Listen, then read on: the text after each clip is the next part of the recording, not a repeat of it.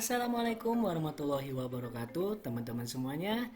Kita kembali lagi belajar di tema 7 perkembangan teknologi transportasi di pembelajaran keempat. Sudah siapkah teman-teman semuanya untuk belajar? Yuk kita belajar sama-sama. Soleh-soleh semuanya, pernahkah kalian naik kereta api seperti Udin?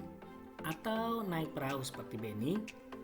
Nah, kereta api adalah salah satu kendaraan darat yang digemari. Apakah kalian tahu jenis kendaraan darat lainnya? Atau bagaimana kendaraan air dan udara? Mari kita belajar sama-sama. Bermacam-macam alat transportasi.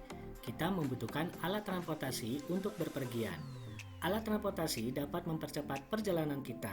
Alat transportasi darat khususnya digunakan hampir di semua orang. Alat transportasi darat ada yang berjalan di jalan raya dan di atas rel. Mobil dan motor adalah transportasi yang berjalan di jalan raya, sedangkan kereta adalah alat transportasi yang berjalan di atas rel. Kita menggunakan alat transportasi darat untuk berjalan dengan jarak yang lebih dekat dan jauh. Alat transportasi air digunakan oleh orang yang tinggal di dekat perairan. Sedangkan alat transportasi air sendiri digunakan untuk menyeberang sungai atau laut. Alat transportasi air untuk jalan dekat, misalnya perahu. Untuk jarak jauh, kita bisa menggunakan ferry ataupun kapal. Nah, orang menggunakan alat transportasi udara untuk jarak jauh. Alat transportasi udara adalah transportasi yang paling cepat. Kita dapat tiba dalam jangka waktu yang lebih singkat. Pesawat terbang adalah contoh alat transportasi udara. Alat transportasi terus berkembang ya teman-teman semuanya ya. Sebagian alat transportasi didatangkan dari negara lain, sebagian lagi hasil karya anak Indonesia. Jadi teman-teman, kita sebagai anak generasi penerus seperti teman-teman semuanya harus rajin belajar dan berkarya untuk negara kita, negara Indonesia. Saat ini jenis alat transportasi sangat banyak. Ada berbagai jenis sepeda, mobil, kereta api, pesawat, dan perahu. Jenis alat transportasi apa yang bisa kalian ketahui? Adakah alat transportasi khas yang ada di tempat tinggal kalian? Nah teman-teman, di sini ada jenis kendaraan seperti sepeda. Contohnya ada sepeda gunung, sepeda lipat, sepeda BMX. Ada juga kendaraan mobil seperti bus, angkot, taksi, dan bemo. Ada juga kereta api. Nah, kereta api juga macam-macam. Ada kereta api uap, kereta api listrik, kereta api diesel, monorail, dan kereta api bawah tanah. Dan juga ada pesawat. Nah, di pesawat ada pesawat jumbo passengers, jet, dan juga pesawat Boeing. Dan ada juga kapal. Kapal juga bermacam-macam jenisnya. Ada kapal feri, kapal pesiar, speedboat, perahu untuk nambang. Itu adalah jenis kendaraan dan beserta contoh-contoh dari kendaraan-kendaraan tersebut. Coba teman-teman membuat kalimat dari alat-alat transportasi atau bacaan dari alat transportasi. Contohnya di sini sepeda.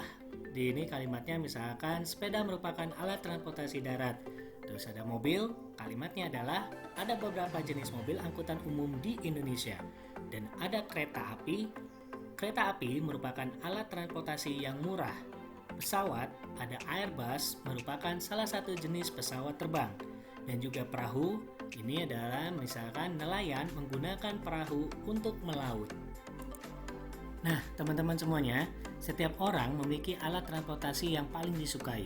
Setiap orang juga memiliki alat transportasi yang tidak disukai. Nah, teman-teman, apakah kalian dapat memaksakan temanmu untuk menyukai alat transportasi yang tidak disukainya? Nah, apakah juga yang terjadi jika kalian memaksakan dan apa yang terjadi jika kamu tidak memaksa? Nah, di sini kita akan belajar mengenai menghargai sebuah perbedaan. Setelah kalian bermain dan tuliskan kesimpulannya tentang pentingnya menghargai perbedaan. Kesimpulannya yaitu dengan menghargai perbedaan yang ada mulai dari suku, budaya, agama, derajat, pekerjaan, dan lain sebagainya, maka ini menjadi cara baik untuk menciptakan persatuan dan kesatuan yang utuh meski ada banyak perbedaan di bangsa Indonesia. Udin menyampaikan perasaannya kepada kakek. Ia merasa aman menggunakan alat transportasi darat. Ia takut menggunakan alat transportasi air. Karena Udin belum pandai berenang. kakek sangat memahami perasaan Udin serta mengajak Udin dan Mutiara untuk berenang. Nah, di kolam renang dia sangat senang. Mereka menunggu kakek untuk membeli tiket dan mereka membaca peraturan yang ada di loket tiket. Jadi, soli-solia semuanya, peraturan di kolam renang itu ada beberapa peraturan. Yang pertama, tidak sakit kulit, sakit mata, ataupun sakit menular. Yang kedua, gunakan pakaian renang. Dan yang ketiga, tidak membawa makanan ke dalam kolam. Yang keempat, tidak membawa binatang peliharaan. Dan yang kelima, membilas anggota tubuh sebelum berenang.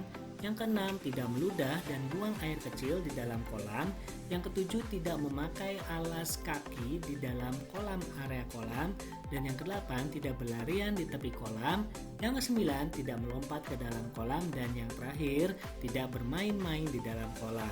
Nah, kakek sangat senang bahwa Udin dan Mutiara membaca peraturan di kolam renang. Kakek berpesan kepada Udin dan Mutiara mentaati peraturan.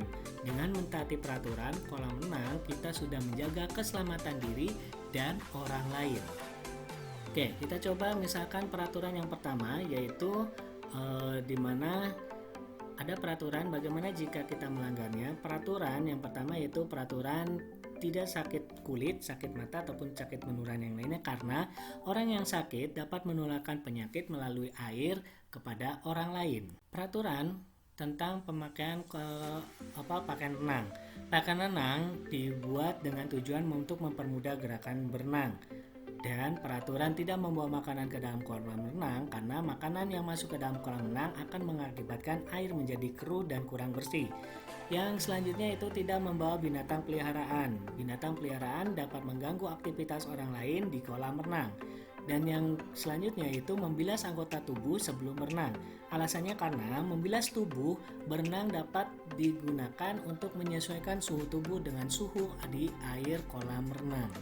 Peraturan selanjutnya, tidak boleh meludah dan buang air kecil ke dalam kolam karena membuang air kecil dan meludah di kolam renang dapat mengotori air kolam renang. Sedangkan peraturan tidak memakai alas kaki itu karena alas kaki hanya dapat digunakan di luar kolam. Terus peraturan yang selanjutnya, tidak berlarian di tepi kolam. Berlarian di tepi kolam sangat berbahaya karena bisa tercebur ke dalam kolam. Peraturan selanjutnya, tidak melompat ke dalam kolam. Karena kenapa? Melompat ke dalam kolam dapat membahayakan keselamatan diri sendiri dan orang lain. Dan selanjutnya itu peraturan tidak bermain-main di dalam kolam karena kegiatan berenang harus dilakukan dengan serius karena berbahaya jika dilakukan sambil bermain-main. Udin dan Mutiara juga kakek bersiap-siap untuk berenang. Mereka sudah menggunakan pakaian renang. Mereka melakukan pemanasan sebelum berenang. Mereka berjalan mengelilingi kolam. Mereka tidak menggunakan alas kaki. Mereka tidak membawa makanan sebelum masuk kolam. Dan mereka membilas anggota tubuh. Mereka masuk ke kolam secara perlahan. Udin, Mutiara, dan kakek sangat mentaati peraturan di kolam renang. Nah, teman-teman, apakah sama? Coba bisa teman-teman ceritakan tentang pengalamannya melakukan menjaga keselamatan orang lain saat berenang. Alhamdulillah, pembelajaran kali ini kita sudah cukup. Semoga penjelasan Ustadz sudah memahami, dan kita tutup dengan bacaan hamdalah. Alhamdulillahirrahmanirrahim. Wassalamualaikum warahmatullahi wabarakatuh.